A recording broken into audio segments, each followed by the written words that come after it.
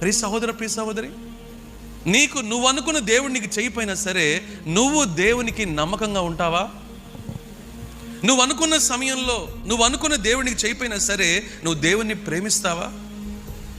నువ్వు ఏదైతే ప్రార్థన చేస్తున్నావో ఆ ప్రార్థనకు వెంటనే నీకు జవాబు రాకపోయినప్పుడు కూడా దేవుడు అప్పగించిన బాధ్యతను తూచా తప్పకుండా పాటిస్తావా?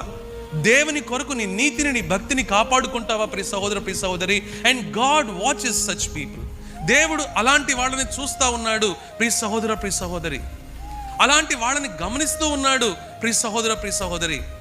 మనం అనుకుంటూ ఉంటాం దేవుడు చూడడు అని చెప్పినని, దేవుడు గమనించడు అని చెప్పినని, నేను చేసే ప్రార్థన వ్యర్థమైపోతుంది అని చెప్పినని, నేను చేస్తున్న పరిచర్య వ్యర్థమైపోతుంది అని చెప్పినని, నేను పడుతున్న ప్రయాస వ్యర్థమైపోతుంది అని చెప్పినని, నేను ప్రభు కొరకు ఈ విధంగా నిష్ఠగా ఉండడం అంతా కూడా వ్యర్థమైపోతుంది అని చెప్పి అనుకుంటూ ఉంటాం ప్రియ సహోదర, ప్రియ సహోదరి.